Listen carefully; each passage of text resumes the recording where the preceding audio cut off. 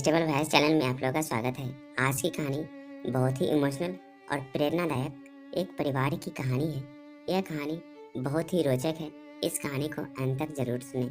आइए इस कहानी को शुरू करते हैं। आज रात शीतल अपने कमरे में अकेली बैठी थी। नए नए ससुराल के रंग ढंग को समझने की कोशिश कर रही थी। तभी अचानक उसकी नज़र ड्रेसिंग टेबल पर पड़ी, जहाँ उसने अभी अभी अपनी सोने की चैन उतार कर रखी थी।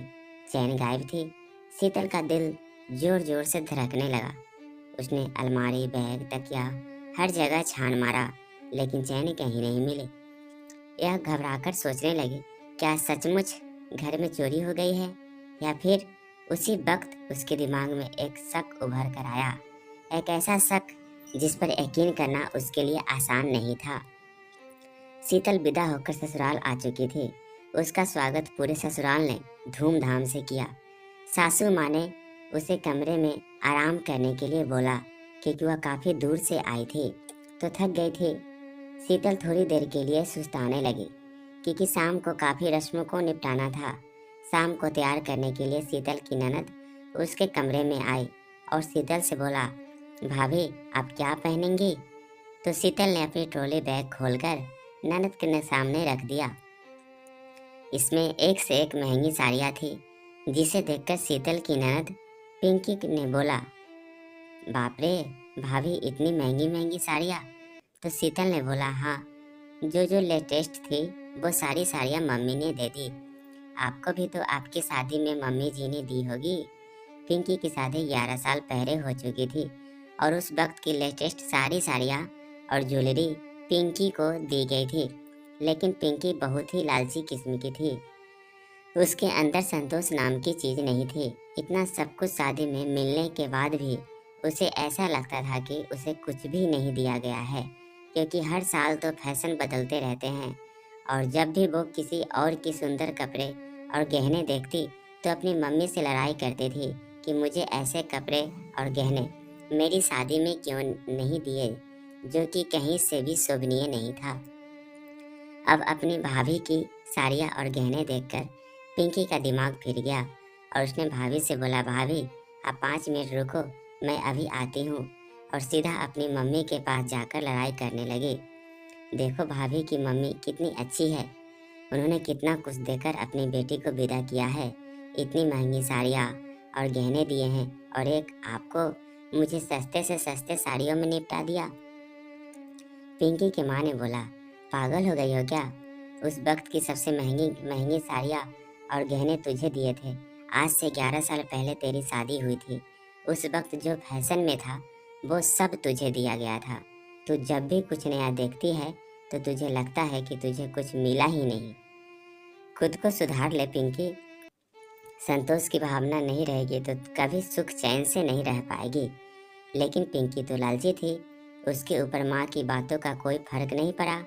वह बोली, मुझे कुछ नहीं पता, मुझे भी वैसे ही साड़ियाँ चाहिए जैसी भाभी लेकर आई है। पिंकी की माँ को पता था उसकी बेटी कितनी लालची है। उन्होंने बोला, ठीक है बेटा, वैसे तो शादी के नाम पर तुझे काफ़ी कुछ दे ही दिया है, लेकिन फिर भी जब तू जाएगी तो तुझे जैसी साड़ियाँ चाहिए चलकर मेरे साथ खरीद लेना। पिंकी ने बोला, और मुझे इयररिंग्स भी चाहिए। पिंकी की माँ को बहुत अच्छे से पता था कि उनकी बेटी और दामाद कितनी लालची है, क्योंकि पिंकी इस तरह की नहीं थी।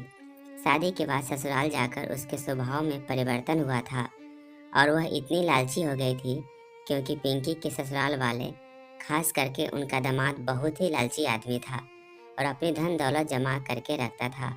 दूसरों की धन दौलत पर हमेशा उसकी नज़र रहती थी। उसकी अधिक से अधिक कोशिश रहती थी कि पिंकी के मायके से वो कितना अधिक से अधिक निकलवा ले।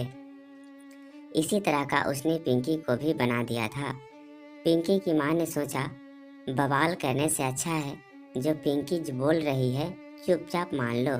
उन्होंने बोला, ठीक है, तू जाएगी तो उसके पहले मेरे साथ मार्केट चलकर अपनी पसंद की साड़ी और इयररिंग्स खरीद लेना। पिंकी खुश होकर भाभी के कमरे में चली गई अपनी भाभी को तैयार करने, लेकिन स्वार्थी पिंकी के दिमाग में कुछ और ही खिचड़ी पक रही थी।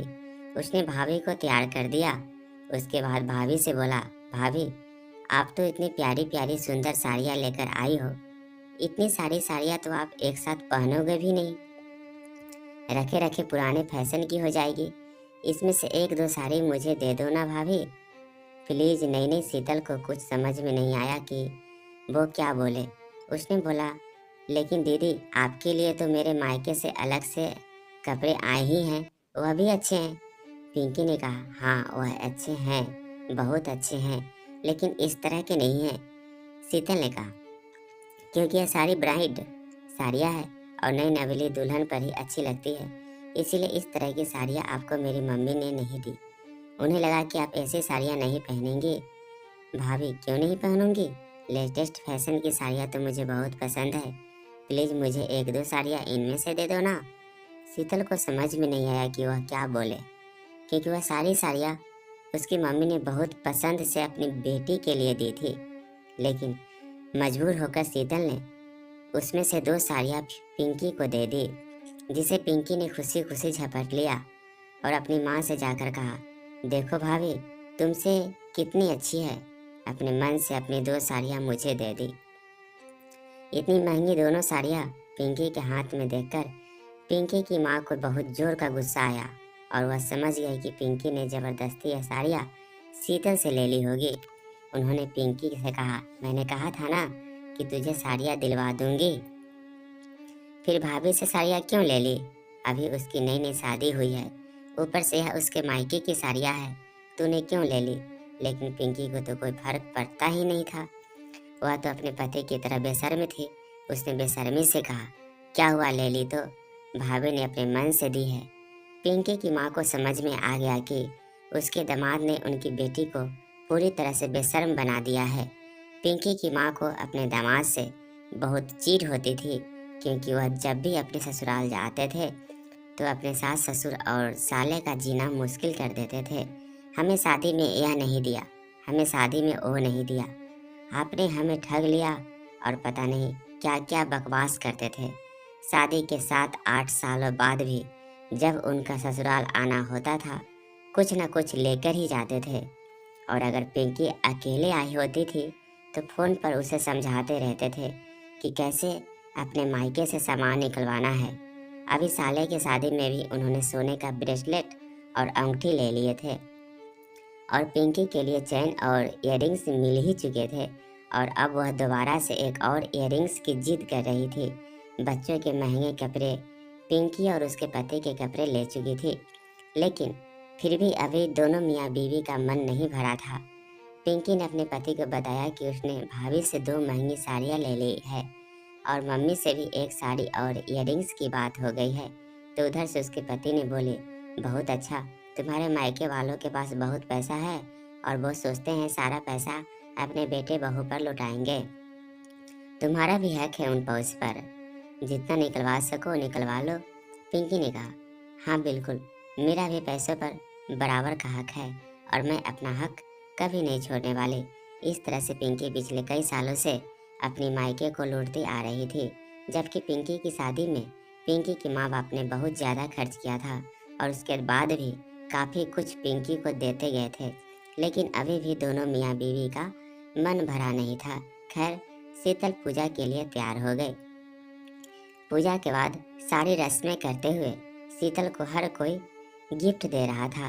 जब पिंकी की बारी आई तो उसने शीतल को एक चांदी का पायल पकड़ाई, तो पिंकी की चाची यानी कि शीतल की चाची सास ने, जो कि पिंकी के बहुत अच्छे से जानती थी वो कितनी लालची है, जोर से बोला, वाह पिंकी, तेरी इकलौती भाभी आई है, तुझे खुशी नहीं है जो चांदी की पायल पकड़ा रही है? अरे कुछ नहीं तो कम से कम सोने की एक अंगूठी ही दे दी होती। तेरी इकलौती भाभी है, आगे का मायका तेरी भाभी ही तो चलाएंगी। पिंकी ने कहा, हाँ हाँ क्यों नहीं, बिल्कुल दूंगी, बस अभी थोड़ा बजट डमाडोल था, इसीलिए मैंने चांदी की पायल ले लिया। जब भाभी मेरे भतीजे को इस दुनिया में लाएंगी ना, उस वक्त भतीजे और भाभी दोनों को सोना दूंगी, कहकर पिंकी ने बात को टाल दिया। पिंकी को माँ को बहुत अच्छे से पता था कि वह क्या देने वाली है, उसे बस लेना आता था, देना नहीं। खैर, यह सब होने के बाद धीरे धीरे सारे मेहमान चले गए। पिंकी का पति भी अपने बच्चों को लेकर जा चुका था। पिंकी कुछ दिन और मायके में रुकने वाली थी। अब आराम से पिंकी शीतल के रूम में गई, यह देखने के लिए कि शीतल क्या क्या लेकर आई है, क्योंकि शादी के घर में वह ठीक से देख नहीं पाई थी। पिंकी ने शीतल के जेवर देखे तो पिंकी का लालच जाग उठी। उसे लगने लगा इतने लेटेस्ट फैशन के भारी भारी जेवर तो उसके पास भी नहीं होने चाहिए।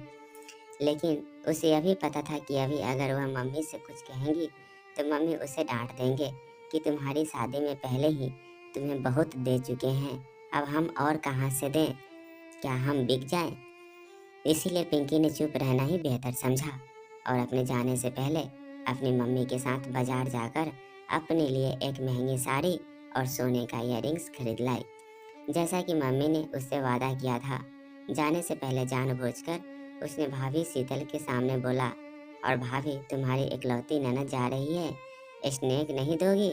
अपनी ननद को तो सीमा शीतल ने उसे 10,000 रुपये दिए। पिंकी ने बोला, वाह भाभी, यह तो बहुत लालची है, तुम्हें पता भी नहीं पहली बार ननद तुम्हारी शादी के बाद अपने घर वापस जा रही है, कम से कम एक सोने का सामान देना तो बनता ही है। शीतल ने बोला, अभी कहाँ दीदी, अभी तो मैं खुद शादी करके आई हूँ और जो कुछ भी सोना है वह तो मेरी शादी में मेरे मम्मी पापा ने मुझे दिया है, अभी आप ये पैसे ले लो। पिंकी ने कहा, 10,000 में क्या होता है भाभी, कम से कम देने ही हैं तो 20,000 दो। शीतल ने अपने पति की ओर देखा। उसके पति को भी अपनी बहन की हरकतें बहुत अच्छे से पता थी, पर अभी वह कोई कलह नहीं करना चाहती था। उसने चुपचाप 10,000 और दे दिए और 20,000 लेकर पिंकी चली गई। पिंकी के जाने के बाद पिंकी की माँ ने कहा, बहुत ही लालची हो गई है यह। उस आदमी के साथ रहकर पहले तो ऐसी नहीं थी, पर शादी होने के बाद इसे बस अपना स्वार्थ ही दिखता है। शीतल को बहुत ही अजीब लगा कि एक माँ अपनी बेटी के बारे में ऐसा कैसे बोल सकती है, और उसने इस बारे में अपने पति से बात की तो उसके पति ने बोला, इसमें माँ की कोई गलती नहीं है, हमने पिंकी की शादी बहुत अच्छे से धूमधाम से की और उस जमाने के हिसाब से उसे बहुत कुछ दिया था। पिंकी भी ऐसा नहीं थी, लेकिन उसके ससुराल वाले अच्छे नहीं हैं, बहुत ही लालची किस्म की है। खास करके दामाद जी उस घर में पिंकी के जाने के बाद धीरे धीरे उसे भी अपने जैसा ही बना लिया। उसके ससुराल वाले इतनी लालची हैं कि आज तक यहाँ से जितना निकलवा पाते हैं निकलवाते रहते हैं, और अभी मेरी शादी में भी काफ़ी कुछ ले लिया है उन्होंने। पिंकी भी उन्हीं की तरह है और उसकी कोशिश रहती है कि वह जितना अधिक से अधिक अपने मायके से ले ले। उसे कभी भी शर्म नहीं आती कि उसके मायके में उसके पापा रिटायर हो चुके हैं, उसका भाई अकेला कमाने वाला है, अब वो अपना घर चलाएगा या उसका घर। शीतल ने कहा, अच्छा, यह तो अच्छी बात नहीं है। शीतल के पति ने बोला, हाँ, और अब यह हमारे लिए सर दर्द है। शीतल ने कहा, हाँ वो तो है। उधर पिंकी अपने ससुराल पहुंच चुकी थी। उसने अपने पति को बताया, भाभी के पास एक से एक लेटेस्ट डिजाइन के जेवर है जो कि बहुत महंगे भी होंगे। उसके पति ने बोला, कोई बात नहीं, समय समय पर मायके जाते रहना और अपनी मम्मी से एक एक जेवर जीत करके बनवाते जाना, और हंसने लगा। पिंकी ने बोला, अरे पहले की बात और थी, तब घर में बहू नहीं आई थी, तुम्हें क्या लगता है अब मायके से कुछ भी लेना आसान होगा? जब तक घर में बहू नहीं थी मैंने बहुत मनमानी करवा ली मम्मी से, अब घर में बहू है, उसका मेरे से ज़्यादा हक है, वह ज़रूर विरोध करेगी, और मम्मी भी अब मेरी बातों में आने वाले नहीं, क्योंकि पापा रिटायर हो चुके हैं। मम्मी के पास कितने ही पैसे रहते होंगे। पहले तो मैं अपनी जिद करती थी और मम्मी भाई से कुछ पैसे लेकर मेरी जिद पूरी कर दिया करते थे, लेकिन अब तो भाई की बीवी आ गई है तो भाई से पैसे लेने आसान नहीं होंगे, और पापा की पेंशन तो मम्मी पापा की दवाइयों में ही खर्च हो जाते हैं। अब तो उस घर से कुछ भी निकलवा पाना आसान नहीं, लेकिन मेरा दिल तो उन जेवरों पर आ गया है। वैसे तो मेरे पास बहुत जेवर है क्योंकि मम्मी ने मुझे उससे बहुत ज़्यादा दिया है, लेकिन फिर भी मुझे उन जेवरों का बहुत लालच है। पिंकी के पति ने बोला, फिर अपना दिमाग चलाओ, अपना पैसा खर्च करने से अच्छा है कि दिमाग चलाकर जेवर ले लिए जाएं। पिंकी ने बोला, अब दिमाग चलाने से कुछ नहीं होगा, क्योंकि अब मुझे बहुत अच्छे से पता है भाई एक भी मेरे ऊपर नहीं निकालने वाला, क्योंकि उसकी पत्नी निकालने नहीं देगी। कोई भी शादीशुदा इंसान शादी के पहले तो बहन पर खर्च करता है और शादी के बाद अपने ही खर्चे बढ़ जाते हैं तो उसका हाथ रुक जाता है। मुझे कुछ और दिमाग लगाना पड़ेगा। पिंकी के दिमाग में पता नहीं क्या खिचड़ी पक रही थी। कुछ महीने बाद पिंकी दोबारा अपने मायके आई हुई थी और इस बार बहुत अच्छे से मायके में रही। भाभी की भी बहुत मदद की और फिर वापस अपने ससुराल चले गए। पिंकी के वापस ससुराल जाने के कुछ दिनों के बाद शीतल ने अपनी एक चैन खोजनी शुरू की, जो कि उसे कहीं भी नहीं मिल रही थी। शीतल ने अपना पूरा रूम खोज डाला पर उसकी चैन नहीं मिली।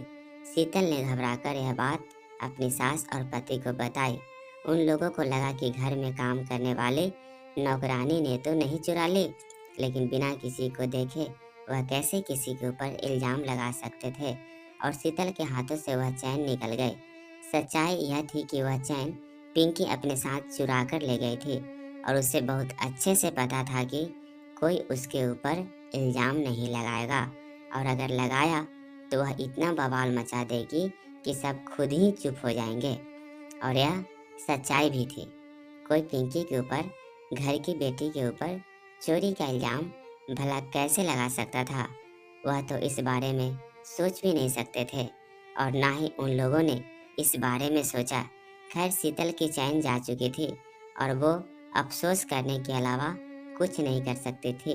कुछ दिनों के बाद शीतल के चचेरे देवर की शादी थी, जिसमें पिंकी भी आई हुई थी। शादी के नाच गाने में सब बहुत मस्त थे। शादी निपट गई। पिंकी अभी वहीं पर थी कि शीतल की अपनी अंगूठी नहीं मिल रही थी।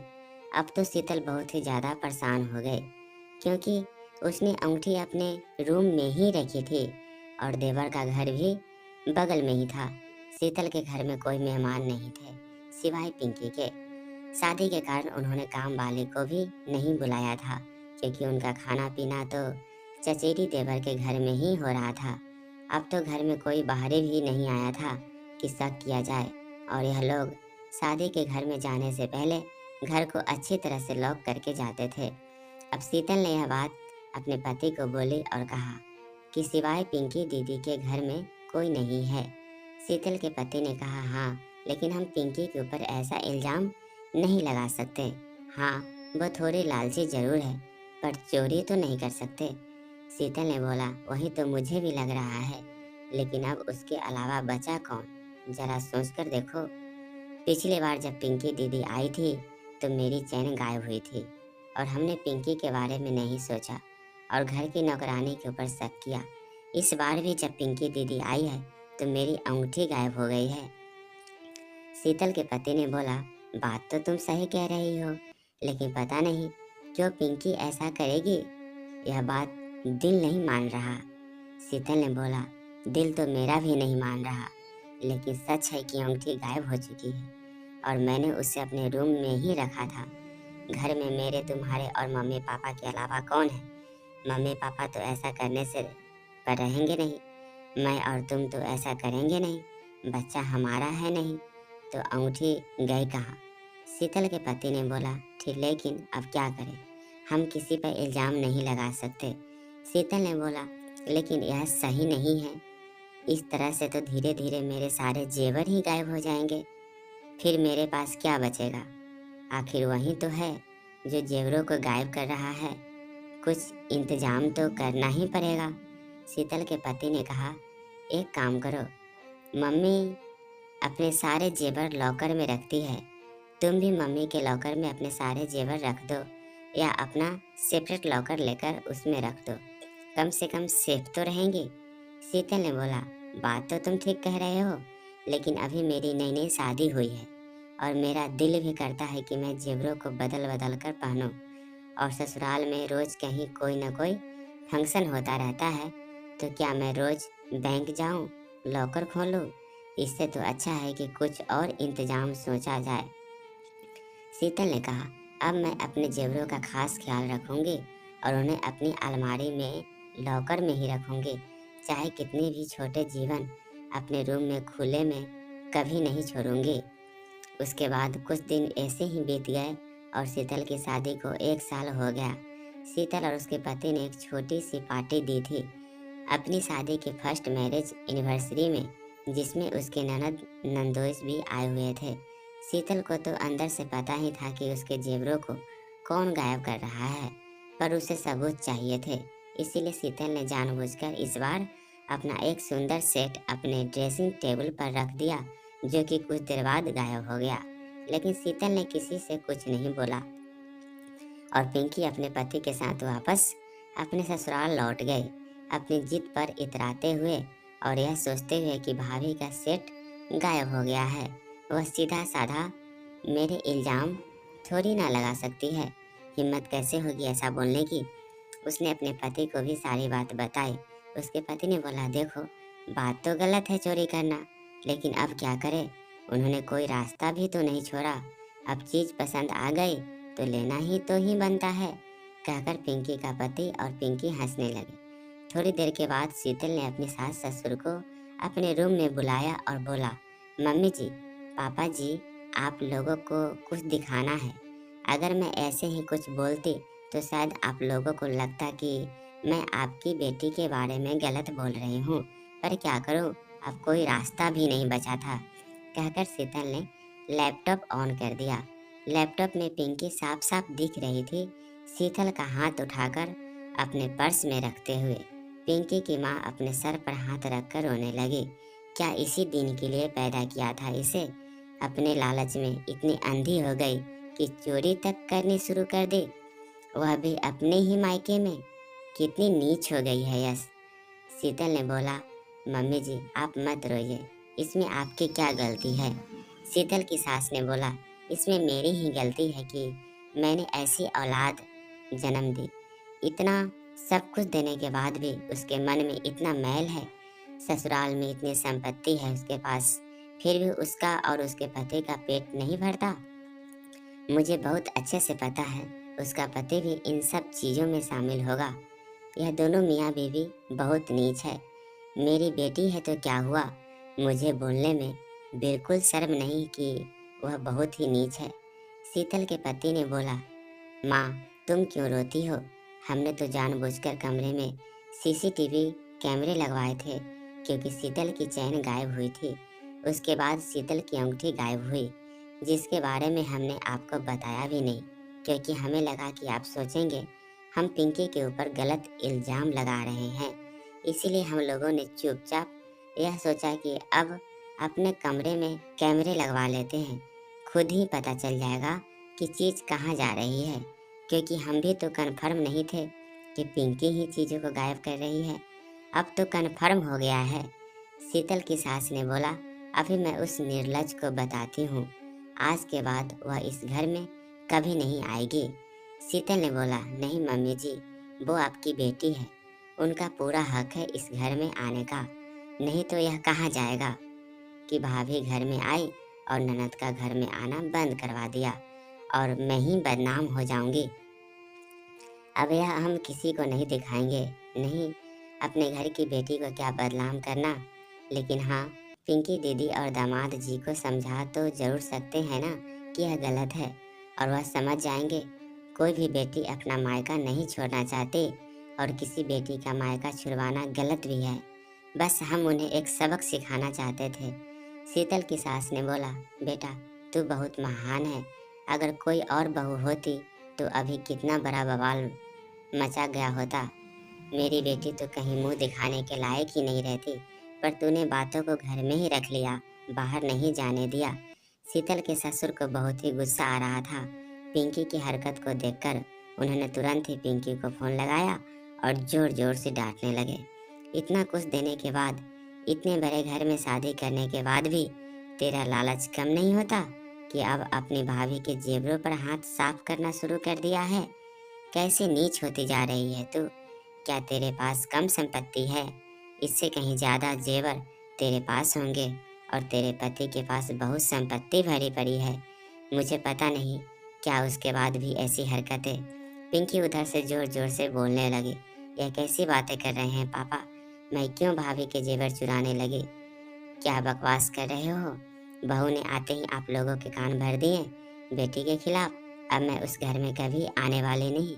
पिंकी को अंदर ही अंदर लग रहा था कि इन लोगों ने तो सीधा सीधा मेरे ऊपर इल्जाम लगा दिया, लेकिन साथ ही साथ उसे संतुष्टि भी थी कि साबित कैसे करेंगे।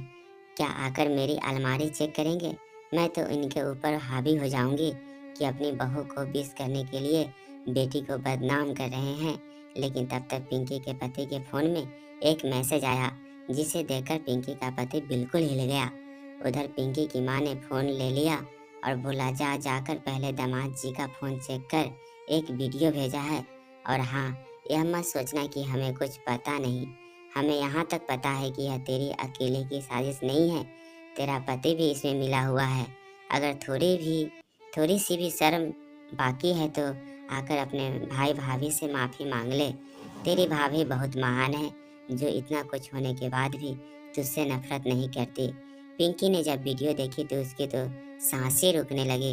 उसमें वो साफ साफ हार को चुराते हुए दिख रही थी। पिंकी के पास अब कोई जवाब नहीं था कि वो क्या करे, और उसका पति भी सर पकड़कर बैठ गया था और सोच रहा था कि अब तो वो कभी ससुराल जा ही नहीं पाएगा। किसी को मुंह दिखाने लायक ही नहीं बचा, क्योंकि अब तो उनके पास पूरे सबूत है कि हार पिंकी ने चुराया है। उसने पिंकी से कहा, जाकर हार और पहले की अंगूठी और चैन भाभी को दे दो और माफ़ी मांग लेना, मेरा नाम मत आने देना। पिंकी ने बोला, उन्हें सब पता है, शादी के पहले मैं ऐसा नहीं थी और शादी के बाद मैं कितनी बदल गई थी, क्या मेरे माँ बाप को नहीं पता? साथ ही साथ पिंकी जोर जोर से चिल्लाने लगी, मैं इतनी लालची नहीं थी, तुमने मुझे अपने जैसा बना दिया और मेरी इतनी बेइज्जती मेरे ही मायके में करवा दी। काश मैं पहले बाकी पिंकी होती। पता नहीं कैसे मैं तुम्हारी इन घटिया बातों में आ गई और इतनी नीचे गिर गई। अब तो मैं किसी को मुंह दिखाने लायक नहीं बची, सिर्फ और सिर्फ तुम्हारी वजह से। क्या मुंह लेकर अब मैं कहाँ जाऊंगी? तब तक ढोरबल बजी। पिंकी के पति ने दरवाज़ा खोला तो देखा सामने सास ससुर और शीतल और उसका साला खड़े हैं। वो उससे नज़र नहीं मिला पा रहा था। हाथ जोड़कर अंदर बुलाया। पिंकी भी चुपचाप नज़र झुकाकर खड़ी थी। समझ में नहीं आ रहा था कि क्या बोली। शीतल ने आगे बढ़कर कहा, जो हो गया वो हो गया, मिट्टी डालिए। मैं रिश्तों को बिगाड़ना नहीं चाहती, बल्कि रिश्तों को संजो कर रखना चाहिए। लालच सारे रिश्तों को बिगाड़ने की जड़ है। मैं एक नए सिरे से सब कुछ शुरू करना चाहती हूँ। घर की बात घर में ही ख़त्म हो गई, ना कहीं बाहर गई है ना कभी जाएगी। सारे वीडियो भी डिलीट कर दिए गए हैं। बस अब जो हो गया वो हो गया। इन सब बातों पर कोई बात नहीं होगी और आगे से सब कुछ ठीक से चलेगा। उम्मीद है आप लोग भी अब खुद को सुधार लेंगे। पिंकी ने शीतल को गले लगाते हुए बोली, हाँ भाभी, बिल्कुल अब मैं फिर से पुरानी वाली पिंकी बन जाऊंगी और अपने पति को भी सुधार लूंगी, क्योंकि इज्जत से बढ़कर इस दुनिया में कुछ भी नहीं, कहकर सब एक दूसरे के गले लगे। पिंकी और उसके पति की आंखों में पछतावे की आंसू थी। कैसी लगी है पारिवारिक कहानी? कमेंट करके जरूर बताएं, और आप इस चैनल पे नए हैं तो कृपया इसे लाइक शेयर और सब्सक्राइब कर लीजिए। Thank you.